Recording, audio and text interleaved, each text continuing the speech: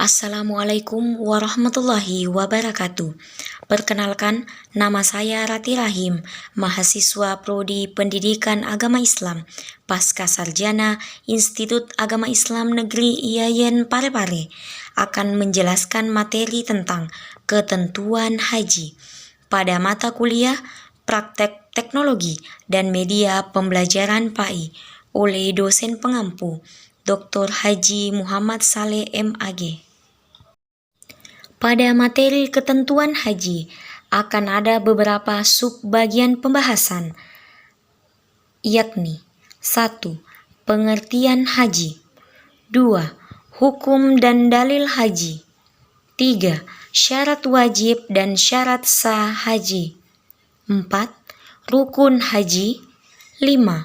Wajib haji, 6. Sunnah haji, 7. Larangan haji, 8. Dam atau denda, 9. Macam-macam haji, 10. Tata urutan pelaksanaan haji. Yang pertama, pengertian haji. Haji adalah rukun Islam yang kelima yang wajib dilaksanakan bagi muslim yang mampu melaksanakannya. Haji merupakan amal ibadah yang paling utama karena mencakup amalia, harta, dan fisik. Ibadah haji memang tidak diwajibkan bagi setiap muslim karena ibadah ini memerlukan biaya. Tahukah kamu apa itu haji? Haji menurut bahasa lugot memiliki arti al-kashdu, artinya menyengaja. Sedangkan menurut istilah, haji adalah suatu ibadah yang dilakukan dengan sengaja ke Baitullah, Makkah, dengan maksud beribadah semata-mata karena Allah, dengan syarat dan rukun tertentu. Puncak pelaksanaan ibadah haji pada tanggal 9 Zulhijjah, yaitu saat dilaksanakannya wukuf di Padang Arafah. Ibadah haji telah ada sebelum diutusnya Nabi Muhammad SAW. Ibadah ini diajarkan pertama kali oleh Nabi Ibrahim alaihissalam, Nabi yang pertama kali menerima perintah Allah Subhanahu wa Ta'ala untuk menunaikannya, sebagaimana dijelaskan dalam firman Allah Subhanahu wa Ta'ala. Bismillahirrahmanirrahim. Wa'azzin fin nasi bil haji ya'tuka rijalan wa ala kulli damiri ya'tina min kulli fajin amik. Terjemahnya, dan berserulah kepada manusia untuk mengerjakan haji. Niscaya mereka akan datang kepadamu dengan berjalan kaki dan mengendarai unta yang kurus yang datang dari segenap penjuru yang jauh. Al-Quran Surah Al-Hajj ayat 27. Akan tetapi, sebagian dari rangkaian ibadah haji tersebut pada masa-masa selanjutnya dirubah oleh sebagian golongan manusia yang tidak bertanggung jawab, sehingga pelaksanaannya tidak sesuai dengan apa yang diajarkan oleh Nabi Ibrahim alaihissalam. Kemudian Allah memerintahkan Nabi Muhammad SAW untuk menyempurnakan ibadah tersebut agar sesuai dengan ajarannya semula. Ibadah ini baru diwajibkan kembali kepada umat Nabi Muhammad pada tahun ke-6 Hijriah. Meskipun sudah diwajibkan, namun pada tahun tersebut Nabi dan para sahabat belum bisa melaksanakan ibadah haji karena pada waktu itu kota Mekah masih dalam kekuasaan orang-orang kafir. Setelah Rasulullah SAW menguasai kota Mekah pada tanggal 12 Ramadan tahun ke-8 Hijriah, beliau berkesempatan untuk menunaikannya. Akan tetapi, karena lebih mengutamakan hal penting yang harus beliau utamakan, pada tahun ini beliau dan para sahabat menundanya. Baru pada tahun ke-10 Hijriah, Rasulullah SAW bersama para sahabat menunaikan ibadah haji. Tahun berikutnya, Nabi tidak bisa menunaikannya. Allah telah memanggil beliau. Yang kedua, hukum dan dalil haji. Mengerjakan ibadah haji hukumnya fardu ain, sekali seumur hidup bagi setiap muslim yang telah mukallaf dan mampu melaksanakannya. Kewajiban haji berlandaskan firman Allah Subhanahu wa taala pada Al-Qur'an surah Al-Imran ayat 97 yang berbunyi, Bismillahirrahmanirrahim. Fihi ayatum bayyinatum maqamu Ibrahim wa man dakhalahu kana amina walillahi 'alan nasi hijjul baiti man istata'a ilaihi sabila wa man kafara fa innallaha ganiyyun 'anil 'alamin. Terjemahnya, padanya terdapat tanda-tanda yang nyata, di antaranya makam Ibrahim. Barang siapa memasukinya, Baitullah itu menjadi amanlah dia. Mengerjakan haji adalah kewajiban manusia terhadap Allah, yaitu bagi orang yang sanggup mengadakan perjalanan ke Baitullah. Barang siapa mengingkari kewajiban haji, maka sesungguhnya Allah Maha Kaya, tidak memerlukan sesuatu dari semesta alam. Yang ketiga, syarat wajib dan sah haji. Syarat haji adalah perbuatan-perbuatan yang harus dipenuhi sebelum ibadah haji dilaksanakan. Apabila syarat-syaratnya tidak terpenuhi, maka seseorang tidak berkewajiban melaksanakan haji. Syarat haji dibedakan menjadi dua, yaitu syarat wajib dan syarat sah. Adapun yang termasuk syarat wajib haji antara lain: 1. Islam, 2. Balik, 3.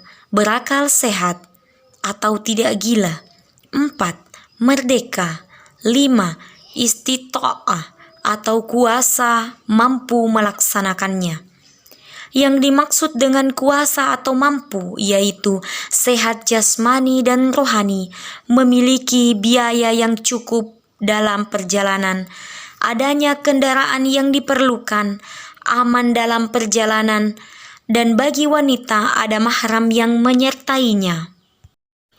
Adapun syarat sah orang yang melaksanakan ibadah haji antara lain beragama Islam dan berakal sehat, sehingga orang kafir atau murtad tidak sah melaksanakan ibadah haji. Demikian juga dengan orang gila, juga tidak sah. Sementara anak kecil yang belum balik dan budak tetap sah menjalankan ibadah haji walaupun mereka belum terbebani kewajiban. Akan tetapi, haji mereka belum dihitung sebagai pemenuhan kewajiban haji sekali seumur hidup. Ketika mereka sudah balik atau merdeka dan telah memenuhi syarat wajib haji lainnya, maka mereka wajib menunaikannya. Yang keempat, rukun haji. Rukun haji adalah amalan yang harus dilaksanakan dan tidak boleh ditinggalkan. Jika ditinggalkan, maka hajinya tidak sah. Rukun tidak bisa diganti dengan membayar dam atau denda. Rukun ibadah haji itu ada 6, antara lain: yang pertama, ihram. Ihram adalah berniat mengerjakan ibadah haji atau umroh yang ditandai dengan mengenakan pakaian ihram yang berwarna putih dan tidak berjahit bagi laki-laki. Ihram wajib dimulai sesuai mikatnya, baik mikat samani maupun makani, dengan syarat-syarat tertentu. Yang kedua, wukuf di Padang Arafah. Wukuf yaitu hadir di Padang Arafah pada tanggal 9 Zulhijjah, mulai dari waktu zuhur sampai terbit fajar tanggal 10 Zulhijjah. Wukuf merupakan gambaran bagaimana kelak seluruh manusia dikumpulkan di padang mahsyar. Wukuf diawali dengan sholat zuhur dan asar berjamaah dengan jamak, takdim kasar. Kemudian dilanjutkan dengan khutbah wukuf dan memanjatkan doa kepada Allah Subhanahu wa Ta'ala. Wukuf di Padang Arafah merupakan rukun haji yang paling utama, sehingga barang siapa yang tidak melakukan wukuf walaupun telah melakukan semua rukun yang lain, hajinya dianggap tidak sah. Yang ketiga, tawaf. yaitu mengelilingi Ka'bah 7 kali putaran dimulai dan diakhiri di Hajar Aswad. Tawaf yang termasuk rukun haji dinamakan tawaf ifadah. Syarat tawaf ifadah yaitu menutup aurat, suci dari hadas dan najis. Ketika sedang tawaf, Ka'bah berada di sebelah kiri orang yang sedang mengerjakan tawaf. Memulai dari Hajar Aswad, berada di dalam Masjidil Haram, dan berada di luar Ka'bah, serta mengelilingi Ka'bah 7 kali putaran. Macam-macam tawaf. Yang pertama, tawaf ifadah. Yang kedua, tawaf kudum. Yang ketiga, tawaf wada. Dan yang keempat, tawaf sunnah. Yang ketiga, hal-hal yang disunnahkan ketika wakaf, yaitu mencium Hajar Aswad ketika memulai tawaf dan pada setiap putaran jika memungkinkan. Yang kedua, pada 3 putaran pertama, bagi laki-laki melakukan harwalah berlari-lari kecil. Yang ketiga, istilam mengusap rukun yamani. Yang keempat, sholat sunnah 2 rakaat di belakang makam Ibrahim. Yang kelima, menjaga pandangan dari berbagai hal yang melalaikan ibadah. Yang keenam, berdoa di depan multazam sesuai hajat masing-masing. Yang ketujuh, meminum air zam-zam di tempat yang telah disediakan. Selanjutnya, yang keempat, sa'i. Sa'i adalah berlari-lari kecil antara Bukit Safa dan Bukit Marwah sebanyak 7 kali yang dimulai dari Bukit Safa dan berakhir di Bukit Marwah. Sa'i yang dilakukan setelah pelaksanaan ibadah tawaf. Dan adapun syarat-syarat sa'i antara lain didahului dengan tawaf, dimulai dari Bukit Safa dan berakhir di Bukit Marwah. Dilakukan 7 kali perjalanan, dilaksanakan di tempat sa'i. Setiap melintasi pilar hijau, bagi laki-laki berlari-lari kecil dan bagi perempuan cukup berjalan biasa sambil berdoa. Memperbanyak bacaan kalimat tauhid. Membaca doa di sepanjang perjalanan Safa dan Marwah. Dan setiap mendaki Bukit Safa dan Marwah dari ke-7 perjalanan hendaklah membaca doa. Yang kelima, tahallul. Tahallul adalah menghalalkan kembali apa-apa yang tadinya dilarang ketika masih dalam keadaan ihram. Caranya adalah dengan mencukur atau menggunting rambut sekurang-kurangnya 3 helai. Tahallul dalam ibadah haji dapat diibaratkan ucapan salam dan ibadah sholat. Setelah tahallul, maka selesailah ibadah haji kita. Tahallul ada 2 macam, yakni tahallul awal dan tahallul sani. Dan yang keenam, tertib. Tertib yaitu berurutan dalam pelaksanaan rangkaian ibadah haji, mulai ihram hingga tahallul sani, kecuali mencukur rambut kepala. Yang kelima, wajib haji. Wajib haji adalah amalan-amalan dalam ibadah haji yang wajib dikerjakan, tetapi sahnya haji tidak tergantung kepadanya. Jika ia ditinggalkan, hajinya tetap sah dengan cara menggantinya dengan membayar denda. Amalia yang termasuk wajib haji ada 7, antara lain: berihram sesuai mikatnya. Mikat adalah batas waktu atau tempat yang sudah ditentukan untuk memulai ihram dalam melaksanakan ibadah haji. Mikat ada 2, yakni mikat zamani dan mikat makani. Mikat zamani adalah waktu sahnya diselenggarakan pekerjaan-pekerjaan haji. Dan mikat makani adalah tempat memulai ihram bagi orang-orang yang hendak mengerjakan haji maupun umroh. Wajib haji yang kedua, mabit di Musdalifah, Yang ketiga, mabit di Mina. Yang keempat, melontar jumrah Aqabah. Yang kelima, melontar jumrah ula, wusta, dan Aqabah. Yang keenam, menjauhkan diri dari larangan ihram. Dan yang ketujuh, tawaf wada. Yang keenam, sunnah haji. Ada beberapa amalan sunnah tersebut, antara lain mendahulukan haji daripada umroh, mandi sebelum ihram atau sebelum memakai baju ihram, sholat sunnah ihram 2 rakaat, memperbanyak membaca talbiyah, zikir, dan berdoa setelah berihram sampai tahallul. Yang kelima, mencium atau mengusap hajar aswad di setiap putaran dalam tawaf. Yang keenam, melakukan tawaf kudum ketika baru masuk ke Masjidil Haram. Yang ketujuh, menunaikan sholat 2 rakaat setelah tawaf kudum. Yang kedelapan, masuk ke dalam Ka'bah. Dan yang kesembilan, minum air zam-zam sesudah melaksanakan tawaf. Yang ketujuh, larangan haji. Larangan bagi jamaah pria. 1. Memakai pakaian yang berjahit selama ihram. Yang kedua, memakai tutup kepala sewaktu ihram. Yang ketiga, memakai sandal atau sepatu yang menutupi mata kaki sewaktu ihram.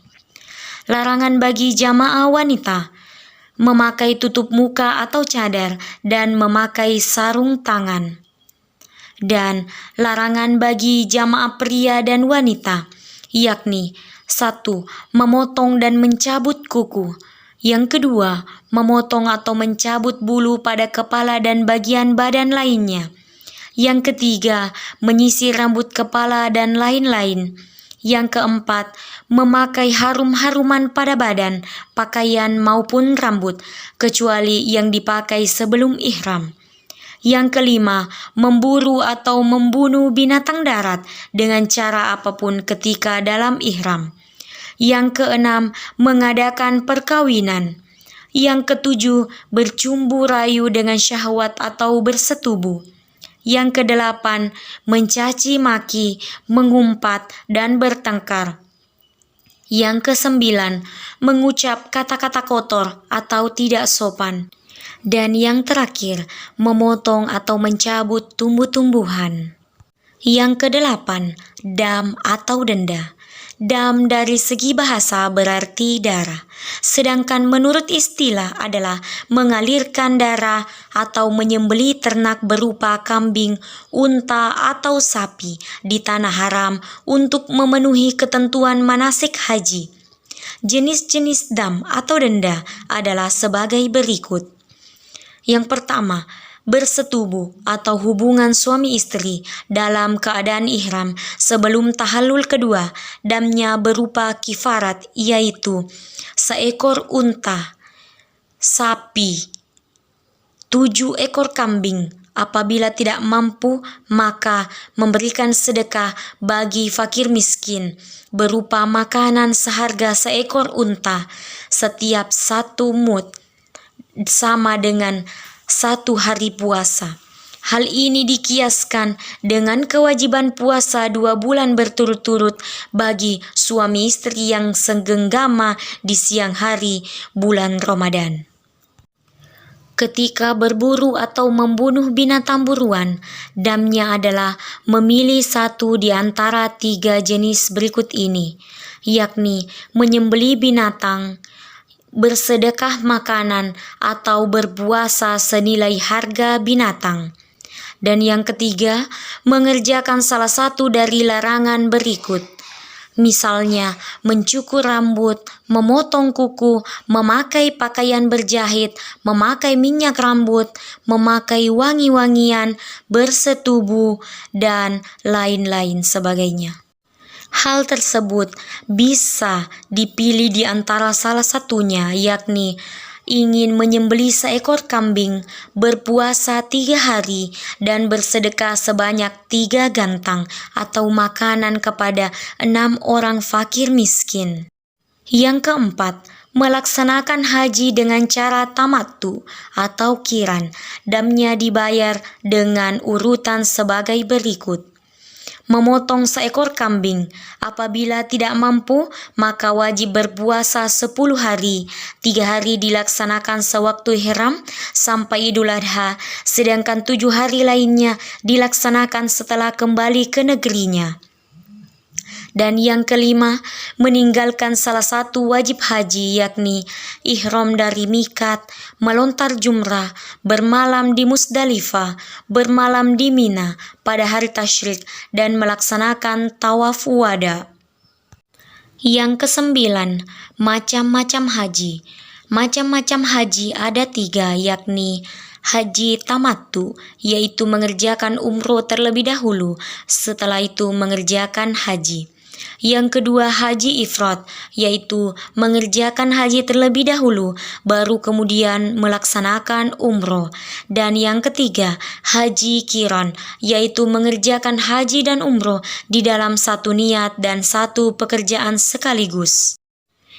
Dan sub pembahasan yang paling terakhir pada ketentuan haji, yakni yang ke-10, tata urutan pelaksanaan haji. Yang pertama, ihram. Yang kedua, wukuf di padang Arafah. Yang ketiga, mabit di Musdalifah. Yang keempat, melontar jumrah Aqabah. Yang kelima, tahallul awal. Yang keenam, tawaf ifadah. Yang ketujuh, sa'i. Yang kedelapan, tahallul kedua. Yang kesembilan, mabit di Mina. Dapat kita perhatikan peta perjalanan haji dimulai dari Indonesia. Kita akan memasuki Bandara Jeddah dan akan ke Madinah, setelah itu ke Bir Ali dan ke Mekah. Setelah dari Mekah menuju ke Arafah, dari Arafah menuju ke Musdalifah, dan setelah itu menuju ke Mina dan menuju ke Mekah kembali. Setelah itu menuju ke Jeddah dan ke Bandara Jeddah dan kembali ke Indonesia. Terima kasih telah menyaksikan tentang materi pembahasan ketentuan haji. Lebih dan kurangnya mohon dimaafkan. Wabillahi taufiq wal hidayah. Wassalamualaikum warahmatullahi wabarakatuh.